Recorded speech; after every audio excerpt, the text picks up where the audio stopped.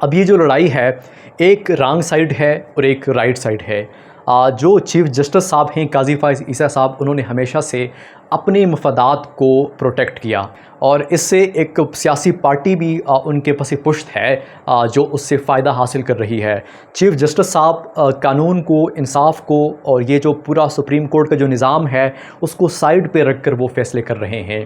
بسم اللہ الرحمن الرحیم، السلام علیکم۔ لاج ٹی وی کے ساتھ میں ہوں عمیر خان۔ ناظرین، آخرکار سپریم کورٹ نے آج محسوس نشستوں کے حوالے سے تفصیلی فیصلہ جاری کر ہی دیا ہے۔ یہ فیصلہ 70 صفات پر مشتمل ہے، اور یہ منصور علی شاہ یعنی کہ جو جسٹس ہیں سپریم کورٹ کے، منصور علی شاہ موسٹ سینئر جج ہیں چیف جسٹس کے بعد، وہ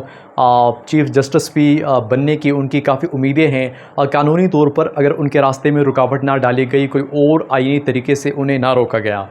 انہوں نے یہ فیصلہ تحریر کیا ہے، اور اس فیصلے میں الیکشن کمیشن کی ساکھ کو متنازع قرار دیا ہے، اور الیکشن کمیشن کے جو انہوں نے الیکشن کنڈکٹ کرایا پاکستان تحریک انصاف کے حوالے سے، جو پورا پروسیس ہوا 8 فروری کے الیکشن سے پہلے اور اس کے بعد، جو محسوس نشستیں تھیں وہ پاکستان تحریک انصاف کو نہیں دی گئیں، اور خاص کر پاکستان تحریک انصاف کو ایز اے پارٹی الیکشن میں حصہ نہیں لینے دیا گیا۔ ان تمام چیزوں کے اوپر انہوں نے بڑی وضاحت کے ساتھ بات کی ہے، اور تحریک انصاف کی جو محسوس نشستیں بنتی تھی انہیں صرف تحریک انصاف کی نشستیں انہوں نے قرار دی ہیں کہ یہ تحریک انصاف کی نشستیں ہیں، اور ان کا حق بنتا ہے ان کو یہ نشستیں دے دی جائے اور اس کا نوٹیفیکیشن کر دیا جائے۔ اس معاملے میں پاکستان تحریک انصاف کو اگر ہم پارٹی کی پوزیشن کے طور پر دیکھیں تو اس میں اس فیصلے میں کہا گیا ہے کہ پاکستان تحریک انصاف ایک سیاسی پارٹی ہے۔ الیکشن کمیشن کا کام ہے کہ الیکشن کو شفاف طریقے سے کنڈکٹ کرایا جائے، لیکن الیکشن کمیشن اس الیکشن کو شفاف طریقے سے کنڈکٹ کرانے میں اور پورا جو پروسیجر تھا اس کو شفافیت کو برقرار رکھنے میں مکمل طور پر ناکام ہوا ہے۔ پشاور ہائی کورٹ کا جو فیصلہ تھا محسوس نشستوں کے حوالے سے، وہ بھی کالعدم قرار دے دیا گیا ہے اس تفصیلی فیصلے میں، اور جو 8 ججز کا فیصلہ تھا، مشترکہ فیصلہ تھا محسوس نشستوں کے حوالے سے، 2 جو ججز تھے انہوں نے جو اختلافی نوٹ لکھا تھا، افغان صاحب اور جو امین الدین خان تھے، جسٹس امین الدین خان، ان 2 ججز نے اختلافی نوٹ لکھا تھا، اور انہوں نے آبزرویشن دی تھی کہ یہ جو فیصلہ ہے 8 ججز کا یہ غیر قانونی ہے، اس کا کوئی یعنی کہ یہ فیصلہ نہیں دیا جا سکتا، اور یہ جو ججز نے 8 ججز نے فیصلہ دیا ہے یہ غیر قانونی ہے۔ اور انہوں نے خاص کر آبزرویشن یہ دی تھی کہ الیکشن کمیشن اس فیصلے پر عمل نہ کرے۔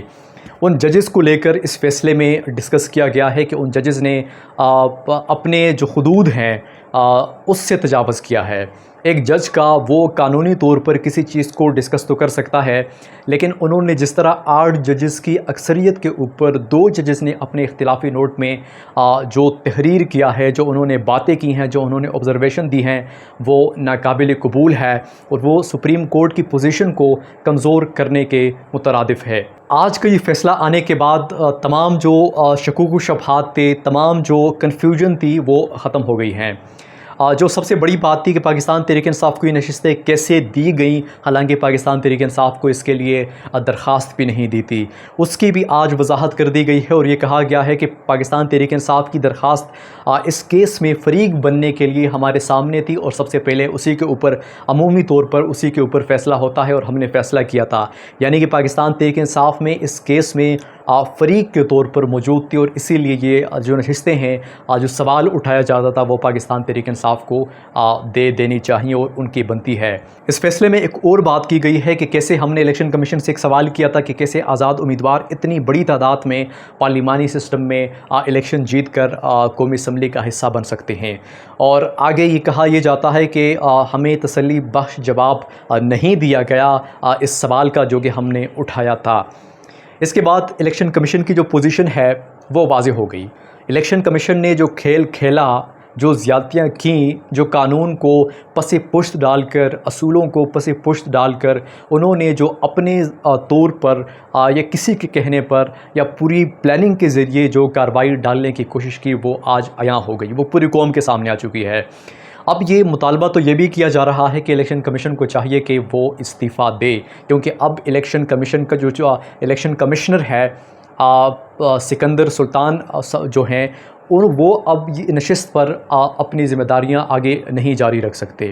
اس کی وجہ یہ ہے کہ وہ اگر الیکشن کا مقصد یہ ہوتا ہے کہ اس شفافیت اس میں نظر آئے، اور الیکشن کمیشن اس کو ایک تو الیکشن کرواتی ہیں، اور دوسری چیز الیکشن کو شفاف بنانے کے لیے اپنا پورا رول پلے کرتی ہے۔ لیکن الیکشن کمیشن نے الیکشن کروائے تو صحیح، لیکن وہ دیر سے کروائے، اس کے بعد الیکشن کروائے اور وہ شفاف نہیں ہوئے، اور زیادتیاں کی گئی ایک خاص پارٹی کے ساتھ۔ یہ تمام چیزیں اب ہمارے سامنے ہیں۔ ایک تو سپریم کورٹ کا یہ فیصلہ، اور دوسری جو چیز ہے آج منصور علی شاہ نے جو پروسیجر کمیٹی تھی سپریم کورٹ کی، اس کا اجلاس تھا، اور اس پروسیجر کمیٹی کے اجلاس میں منصور علی شاہ گئے، لیکن وہاں پر انہوں نے کچھ سوالات پوچھے اور ان کو جواب نہیں دیا گیا، اور انہوں نے وہ اجلاس ادھورا چھوڑ کر وہ وہاں سے نکل گئے۔ اس کے بعد انہوں نے ایک خط لکھا اس کمیٹی کے جو ججز صاحبان ہیں، جو ممبرز ہیں، ان کو، اور اس خط میں انہوں نے کچھ سوالات ریز کیے۔ انہوں نے کہا کہ جو پریکٹس اینڈ پروسیجر ایکٹ ہے، جو آرڈیننس صدر پاکستان کے دستخط کے بعد وہ حصہ بن گیا باقاعدہ طور پر، جو پروسیڈنگ ہے سپریم کورٹ کا جو پروسیجر ہے اس کا، انہوں نے کہا ہے کہ اس آرڈیننس کے بعد جو کمیٹی ہے سپریم کورٹ کی، اس سے منیب اختر کا نام نکال دیا گیا، اور اس کی کوئی وجہ نہیں بتائی گئی کہ چیف جسٹس نے کہ ہم منیب اختر کا نام اس کمیٹی سے کیوں نکال رہے ہیں۔ اس کے بعد جو دوسرا نمبر تھا، موسٹ سینئر جج تھا اس کمیٹی میں، جس کو شامل ہونا چاہیے تھا، اگر آپ منیب اختر کو نکال بھی دیتے ہیں، اگر اس کے بعد جو جج کا نمبر بنتا ہے وہ جسٹس یحییٰ آفریدی تھے، اور ان کو بھی انہوں نے اس کمیٹی کا ممبر نہیں بنایا، جبکہ جو فورتھ نمبر پر سینئر جج تھے ان کو انہوں نے اس کمیٹی میں شامل کیا، اور جو یحییٰ آفریدی کو بھی اس کمیٹی کا حصہ نہیں بنایا گیا، لیکن اس کی بھی انہوں نے کوئی وضاحت نہیں کی، کوئی وجہ نہیں بتائی کہ ہم نے منیب اختر کو نکالا کیوں، اور دوسری جو جگہ بنتی تھی جسٹس یحییٰ آفریدی کی، ان کو ہم نے شامل کیوں نہیں کیا۔ انہوں نے کہا کہ یہ ایک شخص اپنی منمانی جاری رکھنے کے لیے، ون مین شو کرانے کے لیے یہ ساری چیزیں ہو رہی ہیں، اور انہوں نے کہا ہے کہ میں تب تک اس کمیٹی کا حصہ نہیں بنوں گا جب تک اس کے اوپر فل کورٹ اجلاس نہیں بلایا جاتا اور فیصلہ نہیں ہوتا۔ انہوں نے کہا ہے کہ یہ جو آرڈیننس پاس ہوا ہے، یہ تمام جو سپریم کورٹ کے تمام ججز تھے، فل کورٹ بینچ تھا، ان کا فیصلہ تھا۔ اب جب یہ پاس ہوا، ان کا فیصلہ تھا، اب ان کا کہنا ہے کہ دوبارہ سے اب اگر کمیٹی بنائی جاتی ہے تو ان تمام ججز سے پوچھا جائے اور فل کورٹ بینچ یا ان کا اجلاس بلایا جائے، اور اس کے اندر فیصلہ کیا جائے کہ کن کو شامل کرنا ہے اور کن کو شامل نہیں کرنا۔ اب یہ جو کمیٹی بنی ہے، چیف جسٹس نے جو کمیٹی بنائی ہے، اس کا اثر کیا پڑے گا؟ اب اس کا اثر یہ پڑے گا کہ تمام جو بینچز بننے ہیں وہ اپنی منمانی سے بنائے گا، اس کو مخالفت کا سامنا نہیں کرنا پڑے گا، اور جو نئے کیسز آئیں گے سپریم کورٹ میں، جو سیاسی حوالے سے اہم کیسز ہیں، ان کے اوپر جو بینچز بنیں گی، وہ اس میں چیف جسٹس اپنی منمانی کے مطابق یا اپنی مرضی کے مطابق بینچز بنائے گا، اور ان کو مخالفت کا سامنا بھی کسی جج کی طرف سے نہیں کرنا پڑے گا۔ یعنی کہ اس کمیٹی میں انہوں نے اپنی میجارٹی شامل کی، اور اب جو بھی فیصلہ وہاں سے کیا جائے گا، جو بھی بینچ بنے گا، وہ ان کی مرضی کے مطابق ہوگا، اور یہاں سے قوانین، یہ جو انصاف کا نظام ہے، اس کو بہت بڑا دھچکا لگا ہے۔ انصاف کا نظام اس سے متاثر ہوگا، اور اس سے جو پاکستان کی سیاست ہے اس کے اوپر بھی بہت بڑا اثر پڑے گا۔ اس کی ایک مثال میں آپ کے سامنے آج ہی رکھ دیتا ہوں کہ جو 63A ہے، خاص کر اس کی نظر ثانی کی جو کیس ہے، وہ آج سپریم کورٹ میں سماعت کے لیے مقرر کر دیا گیا ہے، اور اب اس کے اوپر سماعت ہوگی۔ 63A کا جو قانون ہے، وہ جو اسمبلی کے اوپر آپ اپنی پارٹی کے خلاف جا کر ووٹ نہیں دے سکتے تھے۔ پہلے پاکستان میں ایسا ہوتا تھا، لیکن بعد میں اس میں ترمیم کر کے اس قانون کو بنایا گیا کہ اب آپ اپنی پارٹی کے پالیسی کے خلاف جا کر کسی اور پارٹی کے یا قانون کے یا بل کے حق میں ووٹ آپ نہیں دے سکتے۔ لیکن اب اس کو نظر ثانی کے لیے سپریم کورٹ میں مقرر کر دیا ہے۔ اب جو بینچ بنا ہے اس میں قاضی فائز عیسیٰ صاحب، منیب اختر صاحب، جمال مندوخیل صاحب، اور جو نئے ایڈ ہاک جج تھے ان کو بھی شامل کیا گیا ہے۔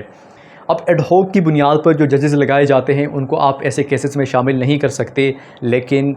جو ہمارے چیف جسٹس صاحب ہیں انہوں نے ایسا کیا۔ اور اب اگر ہم حالات کو دیکھیں، سپریم کورٹ کے فیصلوں کو دیکھیں اور چیف جسٹس کے رول کو دیکھیں، تو اب دو ججز، یعنی کہ ایک چیف جسٹس اور جو دوسرا جو چیف جسٹس بننے کے قریب ہیں، ان کے بیچ میں اس وقت لڑائی لگ چکی ہے۔ اب یہ جو لڑائی ہے ایک رانگ سائڈ ہے اور ایک رائٹ سائڈ ہے۔ جو چیف جسٹس صاحب ہیں قاضی فائز عیسیٰ صاحب، انہوں نے ہمیشہ سے اپنے مفادات کو پروٹیکٹ کیا، اپنے مفادات کا تحفظ اس نے کیا، اور اس سے ایک سیاسی پارٹی بھی ان کے پس پشت ہے